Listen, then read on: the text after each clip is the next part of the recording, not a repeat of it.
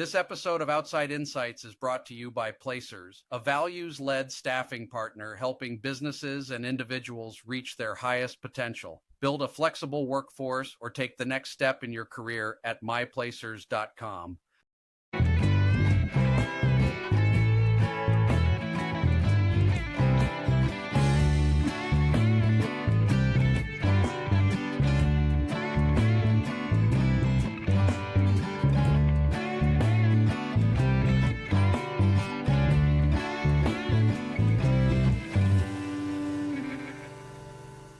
Welcome to another episode of the Outside Insights podcast. Our goal is to provide content and ideas that can help you personally and professionally, help you close those gaps by hearing how other people have done it. I'm your host, Chris Burkhard, and today I'm thrilled to be sitting down with someone that I've befriended, Philippe Bouissou. And by the way, the most stressful thing of my whole day, Philippe, was trying to make sure I got your last name right, but I'm sure you're tired of that. I got to tell you, you did really well. I appreciate that. So let's start with a little light fun. How does someone with such a background in physics, a PhD, become involved with tech, become an executive, an entrepreneur, a VC, and then ultimately an author? What's that path look like? Well, I mean, that was an uncharted path, I guess. You know, luck and life took me in different directions.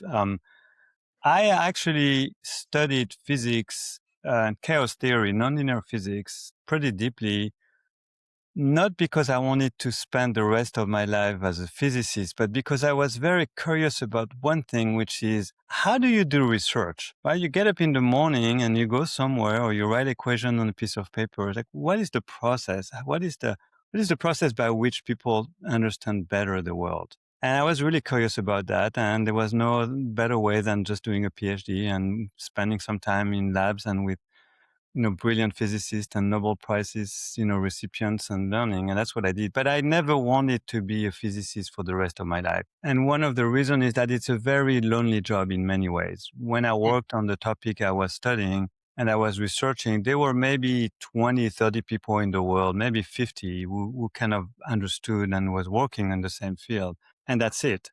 That's a small networking group. It's a small number, yeah. And it's because you're in the groove. You're very deep into a very, very narrow, space in physics. And I'm a people's guy. I like people. I like interaction. I like teams. And it's like I felt too lonely, and so I got to go into business, and that's kind of what I did. But I have a sense that STEM background has given you a leg up in some ways. How do you feel that it's given you an advantage at times? Yeah, I mean, I think it's been a tremendous advantage because I look at businesses in a way a physicist would look at Mother Nature, trying to understand, the relationships and how things work.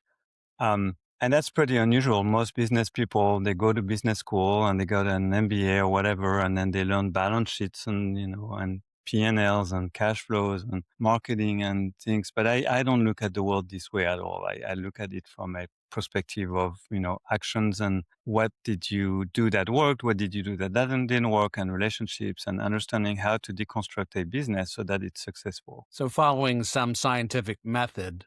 And I think I heard in there a little bit the idea of following nature for solutions, which I think is not a bad move in any and all cases. Philippe, I had the pleasure of meeting you when I think you were doing a project for your business Blue Dot Partners. Mm-hmm. And I thought that was interesting because I've read your book, Aligning the Dots, and we're going to talk about that today for my audience if you're curious, because I think if you're not happy with the way your business is growing and you're listening, or if you want to grow faster, this is the guy to listen to. And quite frankly, I'm no slouch. I've Inc. 5,000 many years, 12 years or 12 times. But I have to tell you, I wish I had read your book before I started down there. It would have been a lot more elegant and a lot less, grit and hustle, Philippe. Yeah. So when I met you, I was impressed.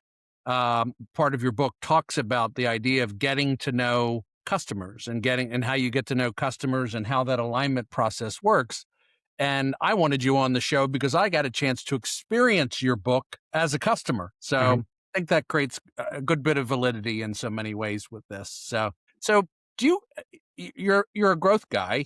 Do you have a favorite growth story? Yeah, I think that I have kind of two extremes, growth that's kind of being wished for that didn't happen. For example, the Newton, which is one of the products that we developed at Apple.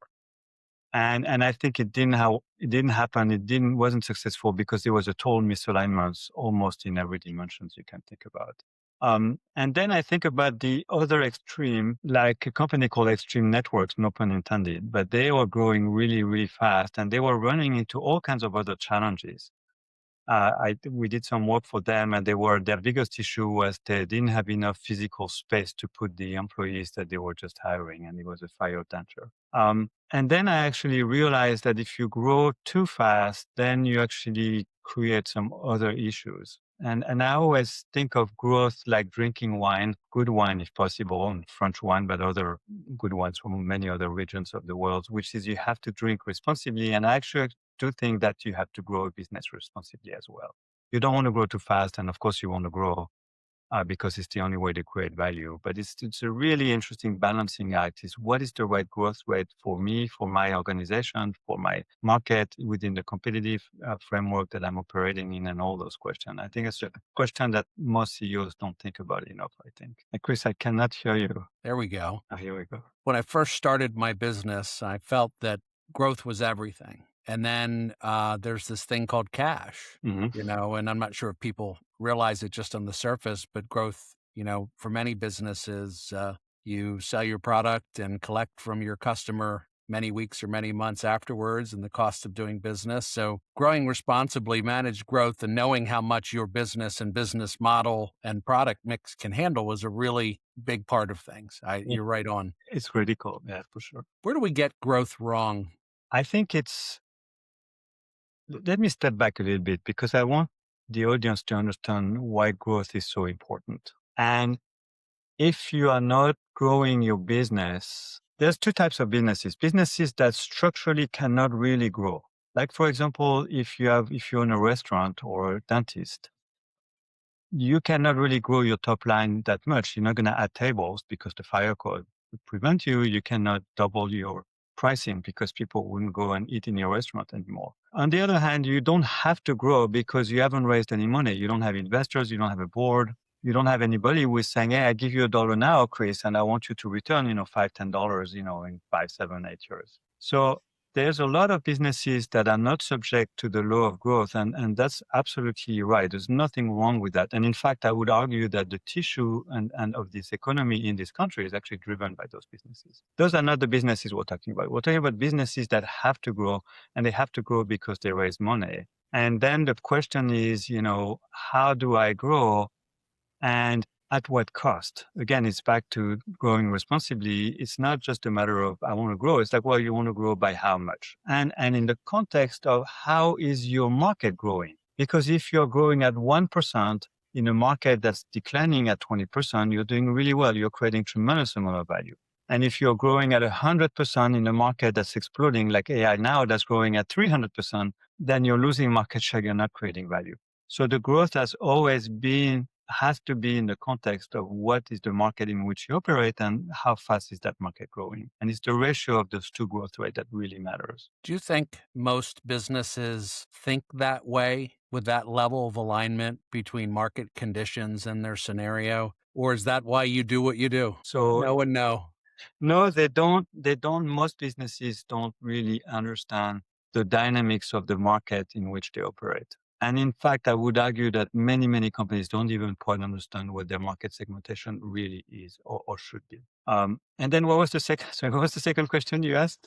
Well, I think it was. Is that why the study of your body of work exists in so many ways? No, the way I wrote the book and gave the TED talk was to illuminate a whole new way to think about how to grow. And my background in physics was very helpful for that. It's a completely new perspective on addressing the question of what do I do on Monday morning at 8 o'clock to grow my business, which every CEO is an entrepreneur, most of them are asking themselves. So I found this new way to solve that problem, and I really wanted to share it. I wanted to invite people to think about their business completely differently. And if they do, and if they apply those alignment principles, then they will grow their business. There's no question about that. Like most things, things that are that simple are not that simple to do, though, are they? Well, it's simple, but really hard to get there. I mean, if you think about my experience at Apple, it's all about simplifying and simplicity, and that's really, really hard. And in a way, when you read the book, it's kind of obvious, but it only took me like 25 years to figure that out.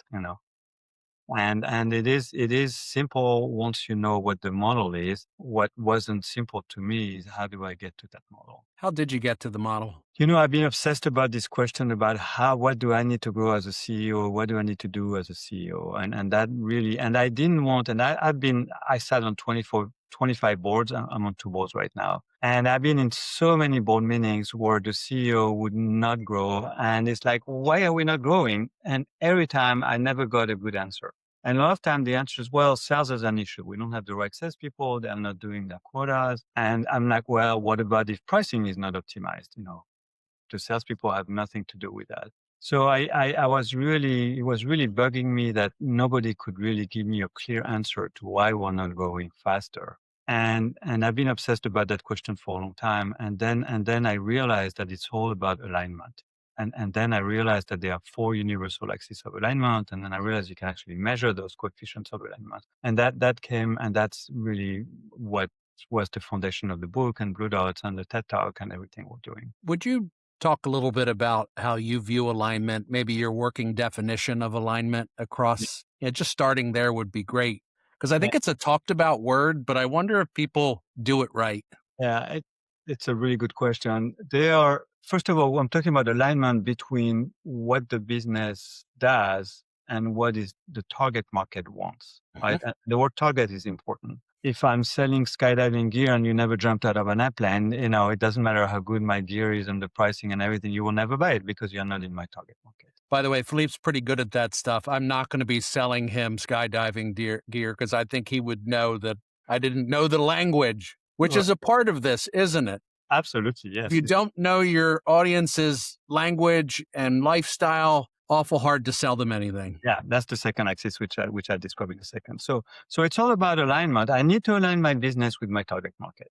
That's the very high level foundational idea. The question, what was the question you're asking is, well, what the heck does that mean? And Yes. what I realize is that there are four universal axes of alignment between any business and its target market. And those are truly universal. It doesn't matter what the business does, doesn't matter how big it is, doesn't matter what the business model or the gross margins are. It is truly universal. I have never seen a business on this planet that doesn't comply to those four alignments. So the first alignment is that the pain of the customer and the claim that the business makes to address that pain have to be aligned. So if you come to me, Chris, and you describe and you say, gosh, I have a headache today, and I give you a stomachache pill, well, obviously your pain and my claim are not aligned. You will never buy Yes. the pill and you shouldn't. That's the first alignment. The second one is that the way I express my claim, which is the messaging, and the way you understand my claim, which is the perception, have to be aligned, right? We're talking about skydiving gear. If I see right away you don't speak the lingo, it's like this guy has no idea what skydiving is all about.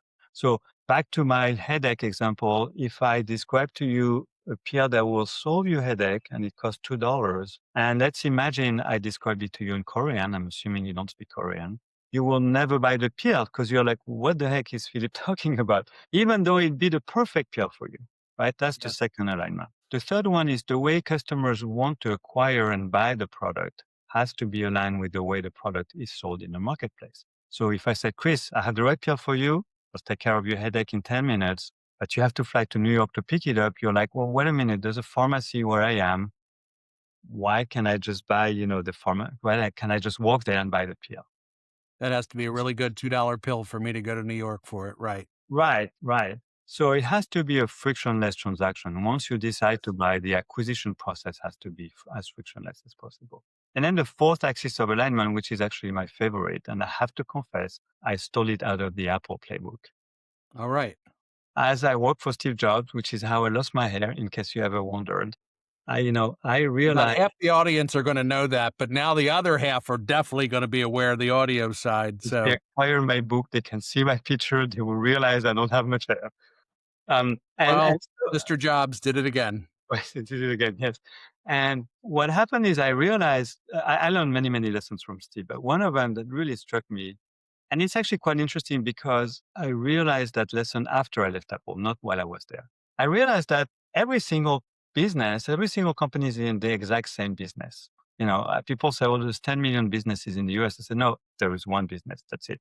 And everybody, regardless of what they do, who they are, and where they are, is in the exact same business. And that unique business is to deliver delight to your customer, right? If you don't deliver delight to your customer, you don't have a business. So what happened is the last and fourth axis of alignment is what is the expected delight of my customer? And then as they consume my product or my service, am I meeting that expectation? Are they delighted exactly the way they want it? They expect it to be. So, Now I give you the pill. You bought it $2. You actually walk to your pharmacy, was available. You swallow it, and after 10 minutes, you have a rash on your skin, and you have a headache, and you feel dizzy. Well, obviously, that's not what you expected. What you expected is you take the pill, and maybe 10, 15, 20 minutes later, your headache is gone, and you go on with the daily routine. That's what I'm talking about. So those are the four universal axes of alignment applied to any business. The pain of the customer and the claim that you make as the business have to be aligned. The messaging, which is how you express your claim, and the perception, which is how it's understood, have to be aligned. The way you sell in the marketplace and the way customers want to buy have to be aligned. And then the expected delight of your customers and what you deliver to them have to be aligned. And I'd argue that if you align your business perfectly along those four axes, you will realize the maximum possible growth rate within your target market. so Philippe, right now it doesn't seem hard, yet most of us don't do this. Well, So have you seen Djokovic doing a serve on a tennis court? I have. It doesn't seem hard, right? No, but it's hard, right? And it's It's done it's exact 10,000 times. it's exactly the same thing. So, you know, my daughter is a violinist and she plays professionally. And I always said, well, this seems so easy. And she said, it is. And I said, well, what do you mean? And she said, it is because I spent, 200 hours working on those three measures. So And so the that's what happened. So the alignment principles that I described are easy. And not only that, but they are really obvious. And it kind of bugged me that it took me 20 years to figure that out. But what's really hard is how do you actually how do you identify the misalignment and how do you rectify them? So the next step as a physicist was, can I actually measure coefficients of alignments between 0 and 100% along each of those four dimensions? And the answer is yes. So we found methodology and techniques and IP to actually measure those coefficients of alignments. And now that I can measure, I know exactly what the misalignments are coming from. And then I can actually work together. I can put together a growth playbook that will precisely address those misalignments. So it's a little bit like now I have an X-ray. I can see your bone, Chris. I see the fine line on the bone. It's called a fracture. Now I know exactly what you have, and I know what the fracture is. If I didn't have the X-ray machine, I said, well, I'm touching your arm. I said, I think you have a fracture, but I'm not sure how bad it is and where it is, and I'm not sure what I'm going to do about it. So that was the next step. And the hard part is how do you create those tools to actually accurately and scientifically correctly measure those coefficients of alignment and identify the misalignment? That's the hard part. so I imagine again, it seems like I want to take the test, right? I want to do it after hearing you. I've read your book and you know, but it seems like and this is so interesting because this is the topic. It's not how we buy, right? We read the book first before we want the score. Is this something that you can self-implement, Philippe, or is it really best to work It's with you or one of your partners on this and drill down? What because there's a whole litany of folks that just self-implement in their business. Mhm. You cannot self-implement this. It's a bit like saying, I have a pain in my abdomen. Can I just figure out what's wrong? And I go on ChatGPT and I will answer a question. Yeah, you can try that. But unless and until you find the right doctor who's going to run the right diagnostic, you don't know what's going on. And Understood. the other issue is to understand what the misalignments are coming from. you have to get to what we call the market truth. And the market truth is what customers and prospects really think about your product and your pricing and your messaging and your positioning and so on and so forth. As a CEO, as a company, it's very hard to go to a lost prospect and say, hey, you decided to not buy my product. Tell me exactly why. And you have to have those honest conversations. And I believe that those conversations can only be happening by an independent company, an independent party who is not vested in the outcome or the answer.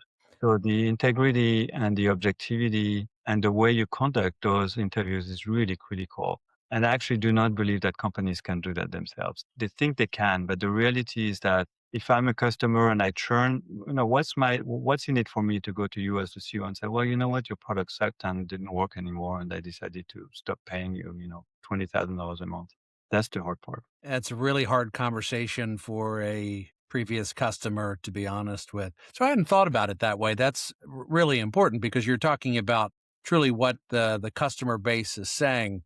I was reflecting on your conversation that started this. It's 8:15 on a Monday morning, and what am I going to do to grow my business? Well, I read this book, and now I'm starting on chapter 2 with my team, and I'm starting to think about the first misalignment, right? Like that's where I went. But I get it. I can't call up my customers and say, "Hey, why'd you fire me?" I think it's a good exercise to have and I speak a lot at this stage, and I run that workshop all the time. I think it's a really good exercise for a CEO to get together with the team, with the executive team, and say, why don't you write on a piece of paper in one sentence what our claim is as a business? And then why don't you write what the messaging is? Why don't you write the way we sell and so on and so forth? And then you do the reverse, which is how do I describe in one sentence what the pain of the customer is? What pain are we addressing in one sentence? And then you start to compare. And then what's going to happen is you have, let's say, 8 members of your executive team, then you're going to have 9 different versions of the pain. Then you can, and you should have a discussion as a team and said, okay,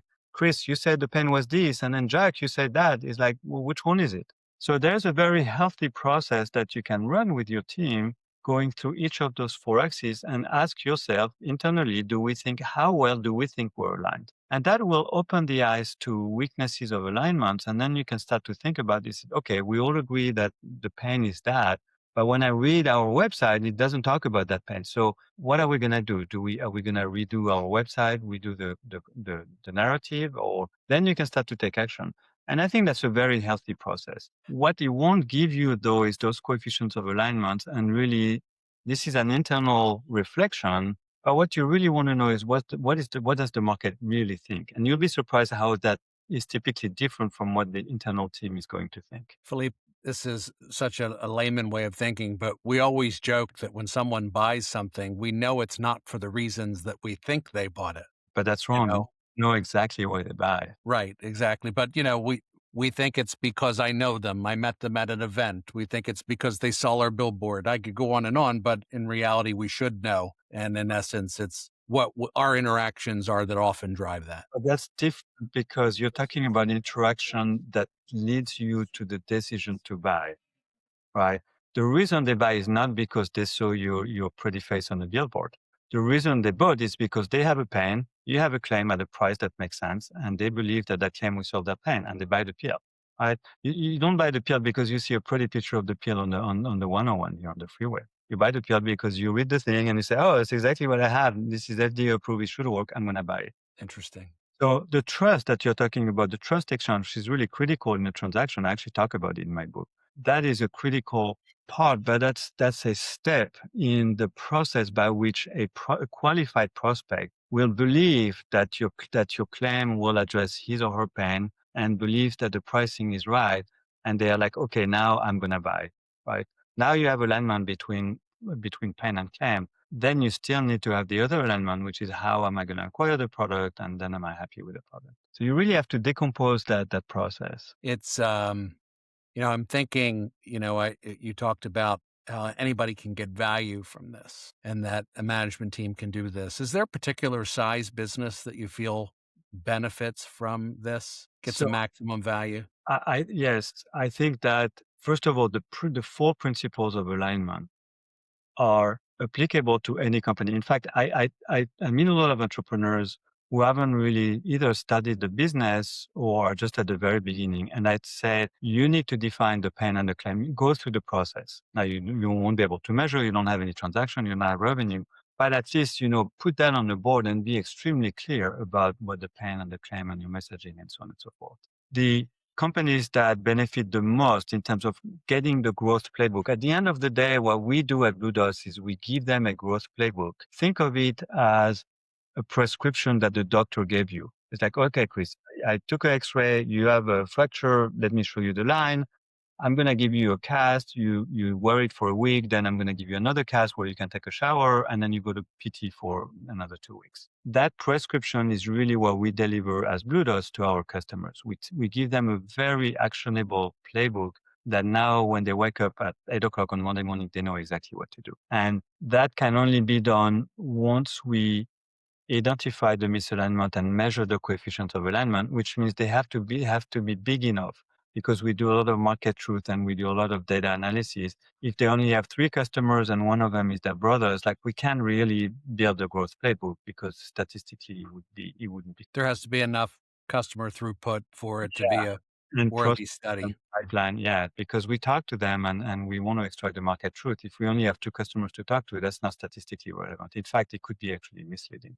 But the principle, before you have revenue, or even if you have small revenue, the principle of alignment is applied the same way. You just can't measure because you don't have enough data, but you should think about, do we think we're aligned with those along those 4 dimensions? Now, I want to add, to make things simpler, it's actually not 4 dimensions, it's actually 6. So there's the 4 market facing dimensions that I described, but then there is the internal alignment, right? Is our organization internally aligned so that they can execute the 4 market facing alignments? That's a whole other dimension as well. And then, if you have spoken to me like 9 months ago and you would have asked me, I said, well, is there any other dimension? I would say, no, it's 4+1, that's it. And one day I went to bed and I realized that I missed one. And so it's actually 6 dimensions. And the thing that was crazy is that this 6 dimensions was sitting right in front of me and I've never seen it. And that dimension is the alignment between the CEO and the board, for those companies who have a board. Because if you're not aligned there, even though you may have the 4 market-facing alignment well done, you may have a good internally aligned organization.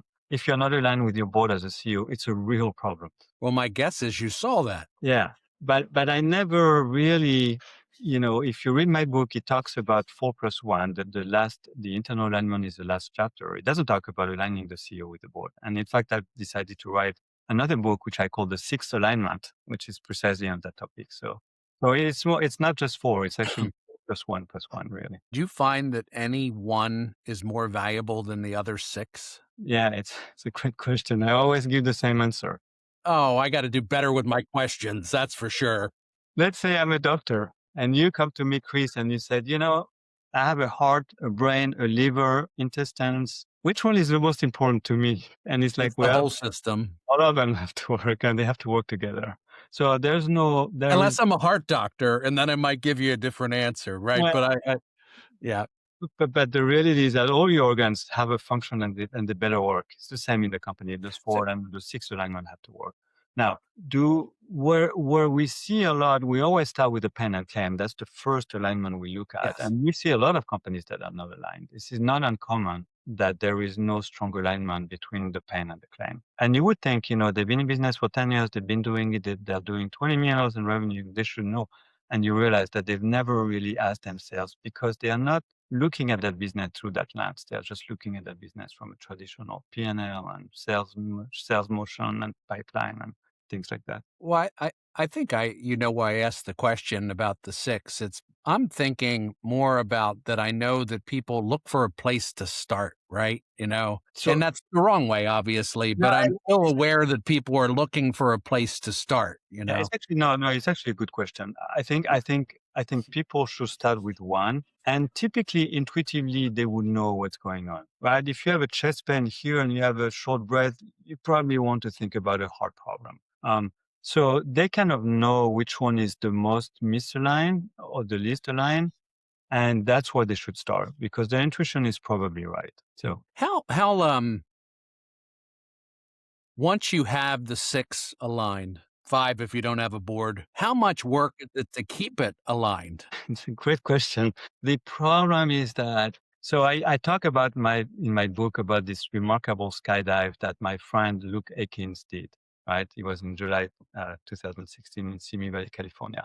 And what happened is he jumped from 25,000 feet without a parachute, and he landed in a 100 by 100-foot net, not that big, at 100 Oh, miles per hour. So the reason I talk about this story is because this is one of the best example of alignment where he had to keep his body aligned with the net all the time, and especially on the last 5 seconds. So what happens is that you really need to think about those alignments and figure out what was happening in his case. The net was actually not moving, right? The net was in the same place and his body just had to adjust. In a business, we have the opposite problem, which is the net, which is your target market, is actually dynamically moving. moving. So what happened is you may be very well aligned today, and then this new thing called AI comes out of the blue and suddenly disrupts everything. And now that created a misalignment because of the market dynamics. And now you have to ask yourself, okay, the alignment I had before is no longer valid or is not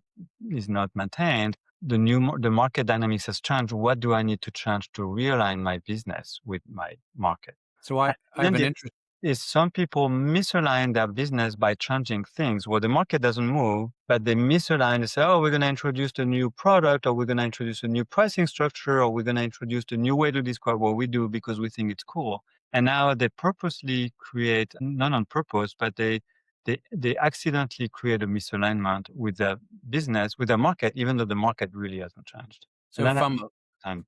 from a functional or organizational chart perspective, Mhm. who owns these 6? Well, the CEO ultimately, for sure. Okay. But I also you're raising a good point too, which is that the way organizations are built today is in my opinion completely wrong, right? Because Okay. now you have an R&D, and then you have a sales organization, and you have a marketing organization, you have an operations organization, an IT organization. If I were to start a company today, I would have 4 organizations, right? One for each of the 4 alignments. And then of course you have legal, IT, and finance, but that's kind of supporting functions. So I would have a team that's exclusively focused on pain versus claim. It's like, what's the claim, what's the pain, and then building the claim, meaning building the product. I would completely functionally organize the company completely different from what every company that I know of is organized. Has anyone ever done it? I don't know. I don't think so. We do it at Blue Dots. That's what we do. But I've It never seen a company doing it this way. I realize it's a little different, but it reminds me of some of the things that Zappos did in terms of how it organized. Yeah. You know, I guess they organized around teams differently, not quite the same thing, but I you ask a good question, you get a great answer, Philippe. I really appreciate that because I don't think that's something you've talked a lot about, is it? Yeah, actually, I want to double click on Zappos because I Yes. actually use it as a case study in my book. And what I liked about Zappos is the way they organize. They actually physically, I think they were in Vegas or near Vegas, but I think they physically organized the space around the customer support, right? So everything was physically built. The office space was around the organization that was doing customer support. And so their ability to really listen very carefully to the customer is very high. And I would argue that's why they are so successful, and there's very, very few organizations, but I think you're right. Zappos is organized in a way that I think is very smart and has been, very successful for them. Interesting. So that was a good Because to pull that up. very good. So I certainly don't want to beat this up so much, but are we missing anything that you feel is relevant? I mean, obviously, I want to get people reading your book. I'd like to get people who are thinking about your services, but what else am I not asking you that we need to bring out about this book to make sure people have the whole picture? I think that the question is, how do people implement, those principles of alignment? Because it's easy to understand. I describe them in 10 minutes. People get it. It's like, what am I going to change? What am I going to do to actually completely change the way we run our business that is specifically centered around those 4 alignments? And I think that's what companies should ask themselves and then have a plan and actually implement it. And then the other thing is really listening to customers. I am not suggesting that companies can't listen to their customers. I'm suggesting that most of the time they don't want to hear what the customer has to say. But like we tell our CEOs we say, look, do you listen to your customers? I have yet to meet a CEO who says no to that, who answers no to that question. I have never met a CEO who says, no, I don't really listen to our customers. And then I said, well, what do you actually do to listen to the customers? They're like, well, we had a meeting with the sales guys in New York, and I was there. I was like, but that's not a customer, that's a prospect. Well, I was sitting on a support call, and the guy was complaining about our product. Well, that's not listening to a customer. That's listening to a conversation where a customer has a very specific problem. So what we do is we take the list of all our customers. We take out the extremes, right? There's customers that pay you nothing, and then on the other hand of the spectrum, there's very strategic customers where you should have a deep, intimate relationship with. We take the in between and we randomly select two customers per week. And we actually tell the CEO, you need to call those two customers. We select the customers, they don't choose. And we just say, it's a 10-minute conversation. You call them and say, hey, I'm Chris. You've never heard of me. I'm the CEO of this company. I know you spent, $20,000 with us last year. And I want to ask you a question is how can I make your life better? And then you just shut up and you listen. And if What you I like about it is that it doesn't feel like traditional market research. right, and it's authentic. It has to be Well, authentic. that right. I mean, that's the yes, it's real, Yeah, it's not real. bullshit. I've been flying on United Airlines all my life pretty much, and other airlines. Never heard, the CEOs never called me to ask me what I thought of United, because boy, do I have opinions and ideas. And That'll be another podcast because 'cause I'd like to join you for that one, okay? if you do 2 calls a week, you're talking about 110, 120 calls a year. You will start to see an emerging patterns of what people say and don't say, and you will learn a lot. And people will be happy to tell you. And it's like, don't try to flatter me. Just tell me what is wrong with our product. If there's one thing we could change, what would that be for you? And I don't know any CEOs apart from the CEOs we work with. I don't know any CEOs who actually do that on a proactive basis. And to me, those are almost the two most important phone calls they're going to make in that week. But they don't do it. CEOs don't do that.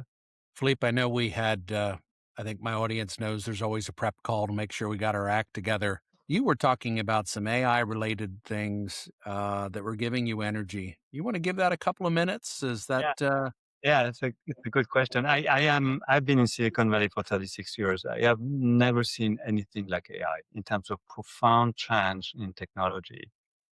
And we're at the very, very beginning, we have developed or we're developing, and we're actually piloting right now, something called CEO Plus. And what it is, it's a decision partner for CEOs where they have to make decisions that are important and consequential, where it's very hard to discuss those decisions with your team or with your investors or your board. And it's, for example, it's like, well, I co-founded this company with my friend, 10 years ago. I think he needs to go. How do I go about that? You're not going to go to your friend and say, hey, we co-founded this company. I think you should leave the company. So there are very important questions that CEOs ask themselves all the time. And they need a trusted partner who will push back, who will give them a different perspective, who will highlight, weaknesses and blind spots. And so we created an AI thought partner that is specifically built for that. And what is really hard about that from a development standpoint is that we need to define the right context specific to the CEO and the company and the organization and the competitive landscape and so on and so forth. And at the same time, we want to make sure that everything is completely secure. If you as the CEO are going to upload your board deck that's happening in 10 days and tell your CEO, your third partner, your CEO Plus, please critique that board deck and give me a list of the 3 most difficult questions the board's going to ask and give me a sense of how should I best answer. You don't want to put your board deck on ChatGPT or Anthropic or anything like this. You want it to be absolutely secure. So we've been obsessed about making sure that when we define the context, all yes. ingestion of the documentation, everything we do is completely secured, is not hitting the servers of the LLMs, is not being trained against and complied to all, security and regulation, particularly in Europe. And that was not easy to do. It took us a long time, but we're there. And now we have a very specific thought partner for CEO that will help them make the best decision, in the fastest way. And it's not a flattering tool. It doesn't tell the CEO is the best CEO in the world. It's actually a tool that says, well, I think you're wrong and here is why. And then the idea is we would actually decline the platform and go down in the organization. We'll have a CMO plus version. I will have a CFO plus version. Our vision is that ultimately every single employee in the organization should have their plus partner within the context of their roles and what they have access to so that they can make better decisions at their level. And that's the platform that we've been working on for some times and are pretty excited about. So I don't know if there's a site where people can sign up if they're interested, or if you've got, I would like to put that kind of thing in show notes. That is for sure. Yeah, so there's no time. We've been very stealth about this, but if they want to participate or if they're interested, they should contact me via LinkedIn or via email address at phb@bluedotspartners.com. And then I'd be happy to talk to them about this. Yeah. We'll make sure that is in show notes as well, contact information. So, Philippe, I think we're doing pretty well here. Thank you. I'd like to wind down with just a couple of fun questions. First of all, you've done your book tremendous justice, but I think you've had a heck of a career. And I've heard you speak before about other topics of leadership, philosophies in business. And we haven't really covered it today, but I feel very aligned with you because you have a very solid foundation by which I think you've kind of done things. So I admire that. So, Thank you. really, a couple questions. Opportunity to share any business principles that are foundational to you. Uh, and if you want a little time to think about it, I'll give you an easy one. What advice would you give to your 21-year-old self, Philippe? Well, I actually, they're both easy for me to answer. Wonderful. The advice I would give is build relationship that are authentic and true and build a network and don't expect anything. Just go there and say, I'm curious about what you do. I'd love to learn. Would you take me under your wing? Would you show me? I'd carry your bag anywhere. I just want to learn. And when I look at the luck I've had in my life, it's because I met people without expecting anything. And it turns out that they knew another guy they were playing tennis with. You know, and so I think one skill we don't teach, which I think is a shame, is how do I build relationships with people that are true, that are authentic, that are in a process of giving more than receiving.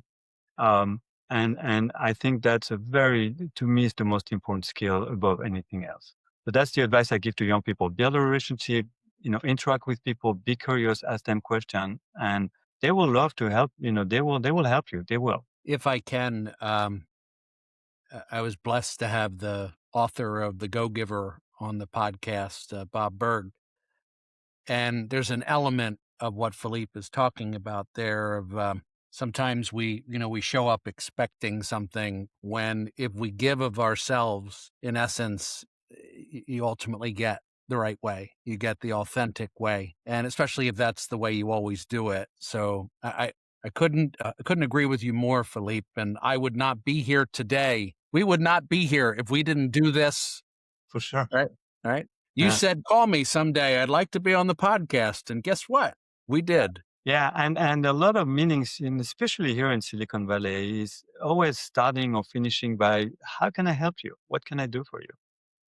I think And I that's love that. To answer your first question, I think that this is a really good question. Again, and you've been asking amazing questions. Actually, is that to me the fundamental question around business is an introspective thinking about why am I doing this? And it's a question I always ask entrepreneurs that don't tell me what you do. I just tell me why you're doing it. And having a true, well, thoughtful answer to that question helps me evaluate the business in a pretty efficient way.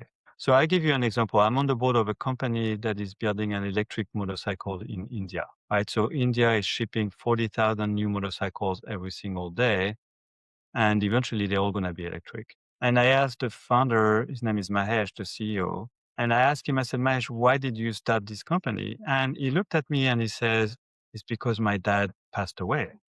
And I'm like, well, what do you mean? He said, my dad died because of lung cancer. He has never smoked and the pollution killed him. And I Oh, happen to love motorcycles. So I'm like, what can I do? He says, I'm going to build an electric motorcycle. And if I save one life, just one life, I'd be thrilled. And I looked at him and said, Mahesh, I'm joining the board. I don't want to know anything. I don't need to know anything else. I'm joining. because that is the Remarkable. right reason. because he's doing it for the right reason. If you're doing it to make money, if you're doing it for fame or ego, it's like I don't want to be close to anybody like that because that's just doesn't. It's just that's not a reason to do a business. Making money is just a consequence of doing a good business. But you don't wake up in the. I mean, Steve didn't care about money. I can tell you, Steve Jobs didn't care. It was the last thing he cared about. So, Philippe, I spend my whole life being aware that people live two lives, the life they live and then the life they want. And in so many ways, that's why Outside Insights exists, is it's the goal is to help people close that gap. Yeah, right.